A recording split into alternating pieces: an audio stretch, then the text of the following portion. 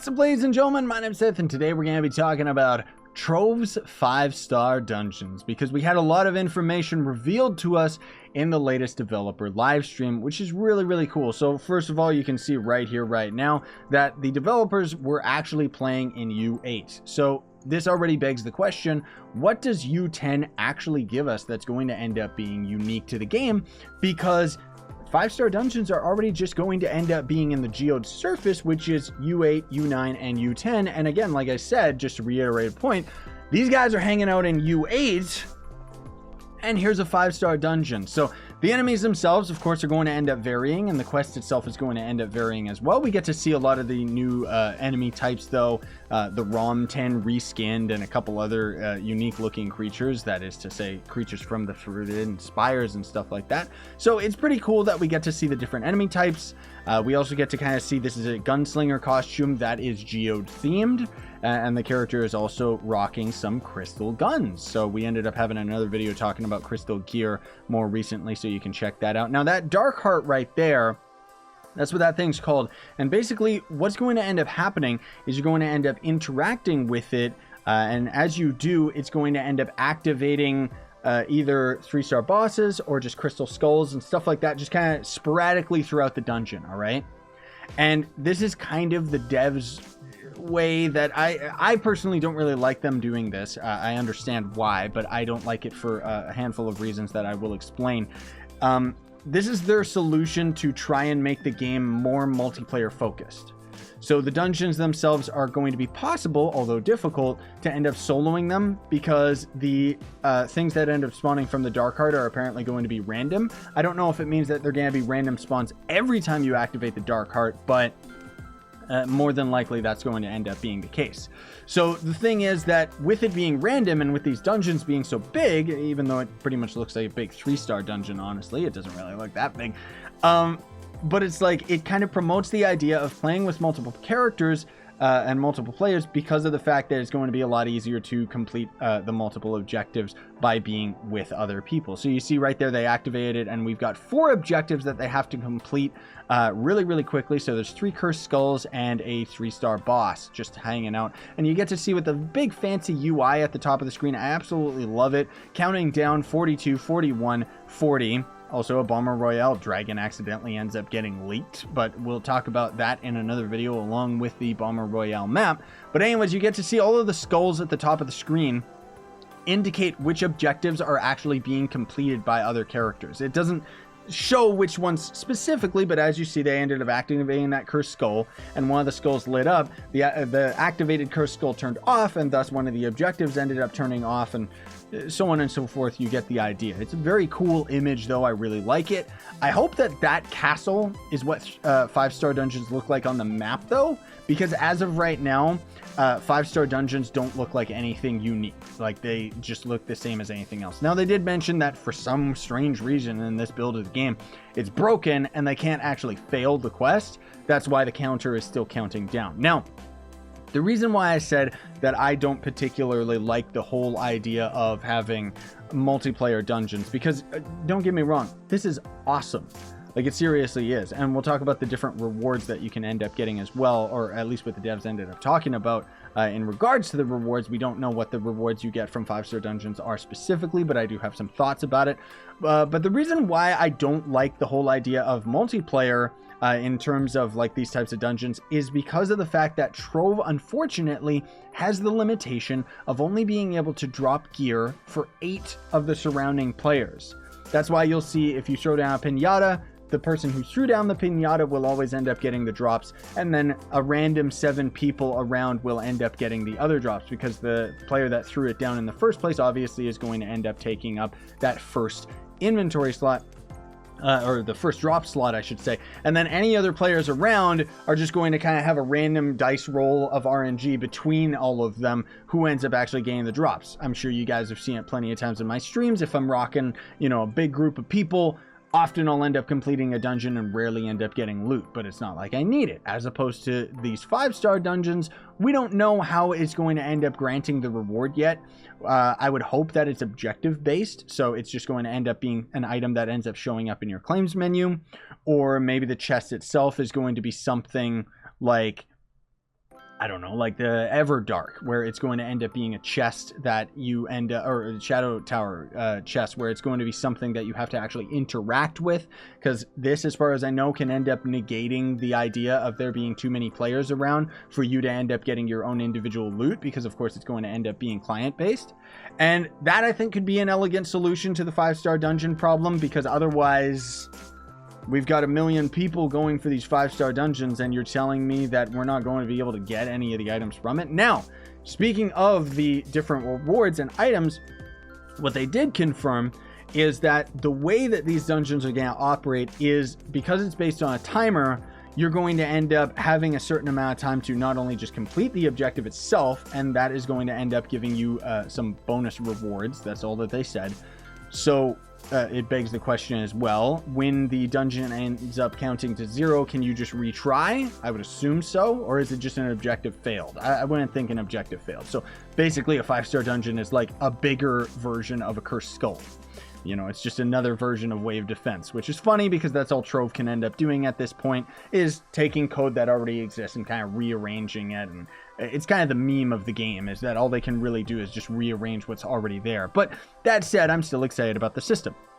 They did say that as you end up completing the dungeons even faster, so there's kind of a par time. Don't know what that is. For some reason, they didn't talk about that and left it as a hint, saying that if you end up getting under this special time for completing the dungeon, you get even more rewards. Now, again, we don't know what these rewards are. They just said rewards.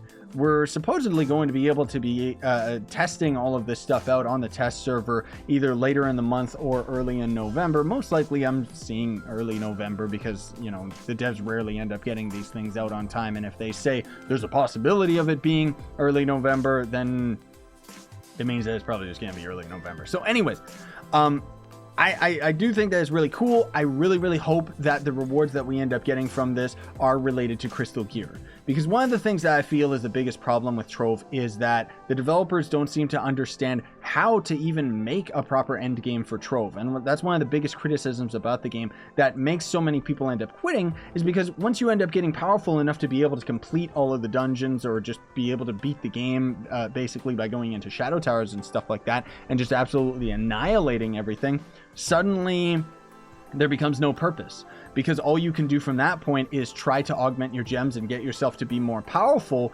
And it's like, you get yourself more powerful for the sake of what? You know, for the sake of, I don't know, being able to say that you're even stronger or something like that. And that's where what I'm hoping out of all of this is Crystal Gear looks great. It seems like it's going to end up being a great, well, not really an elegant solution, but a good solution to the whole magic find problem for a lot of starting players not being able to have access to the late game gear. I do still think that it's a little bit too cheap to get stellar gear, but they have said that crystal gear is what I mean. But they have said that Crystal Gear is going to end up being very expensive to level up and is in fact going to require resources from the Geode Surface. So what I'm hoping is that one of two things are going to happen. I'm hoping that with Crystal Gear, the Geode Surface resources that you find, like the ore, the plants, and stuff like that, I'm hoping that that's going to be similar to the Geode Caves code, where U8, U9, and U10 are all going to end up having different resources, with U10 having all of the above, of course. Because this way, I think it could be great incentive for getting to U10 in the first place, in order to end up grinding these resources that will be required to end up maxing out your Crystal Gear, right? But then further than that, I really hope that these 5-star dungeons are going to be another resource that is going to be required in order to end up leveling up your Crystal Gear, because fingers crossed that Crystal Gear is not going to be time gated. I think it would be great if the devs threw time gated content out of the window for this U10 update, you know, for the way of us actually grinding to get more powerful and rewarding players for grinding for long periods of time, rather than just outright, you know, being like, oh, you need a lunar soul or you need meta matter, because they have hinted that certain resources from the Geode Caves will end up giving us a little bit of a leg up in you know, in U10 and in the Geode Surface and stuff like that. So I'm hoping it's not meta matter. They did say that Crystal Gear is not going to end up costing crystal, ironically, and they also ended up mentioning that the Geode Surface is not going to be any way to get crystal from it. So we're not getting crystal from the 5-star dungeons, for example. We do know that crystal is more than likely going to end up being in the new gardening, but they haven't really talked about that yet. And either way, it's really exciting stuff. Let me know what you guys all think in the comment section down below. Would really be interested to know your opinions on it, because as far as I'm concerned, all I can see is this stuff must just be related to crystal gear, because otherwise I don't know what else. Do you think that these dungeons are exciting as well? I'm a crazy person. I love Trove through thick and thin, even though some of the worst updates in the entire decision of this game have come out that I completely don't agree with. It doesn't mean that I don't still enjoy the core gameplay for what it is. And the fact that we're getting more grinding, with all of these new the Geode Surface and stuff like that, I really like that. I'm really hoping that U10 is going to end up actually being something special, seeing as 5-star dungeons apparently aren't exclusive to U10. They should have been, I think.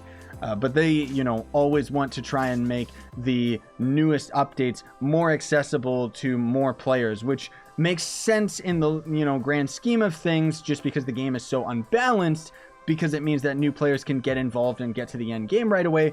But then it leaves a lot to be desired because of the fact that you can end up grinding it out so fast. And in all honesty, if you're not spending money on this game, it takes a long time to actually get to the end. Now, one thing that we do know is going to end up happening with the Geode Surface at the least is that U9, for example, is going to end up dropping gem boxes for the new gem type. And what's going to end up happening when we get to U10? Because if the U9 gem boxes are going to rarely contain stellar gems, does that mean that U10 is going to more commonly give stellar gems? In which case, it'll be a lot easier to farm. I won't necessarily say perfect gems, because, that's kind of thrown out of the window when we got augmenters and gem rerollers and stuff like that. But at the least, it should be a lot easier to farm for good gems with U10 being there. But for the most part, most people are going to end up, having access to U10 either when they've already got their gems leveled up, or, well, I guess with crystal gear, it should end up being a lot easier to end up getting to U10. But anyways, I don't want to ramble further than just the 5-star dungeons. I've said my piece. Thanks for watching. Very much appreciated, folks. Do not forget to like, sub, hit that notification bell. And if you want to support me, you can always hit that join button down below. That's going to sponsor the YouTube channel. Or you can end up buying some of my merch. It's in the description. We also got the Oh Hi merch shirt, if you guys didn't already know, which is a meme shirt. I got more meme shirt ideas, but I haven't put them in the store just yet. And then otherwise, if you do want to support me, but you don't have any money, you can always check the link down below to Gawkbox. It's basically a free way where you download phone games, play them for a little bit, uninstall them, and you literally get free money that you can send my way, and it helps out a ton. Thanks for watching regardless. Sayonara, and stay epic, everybody.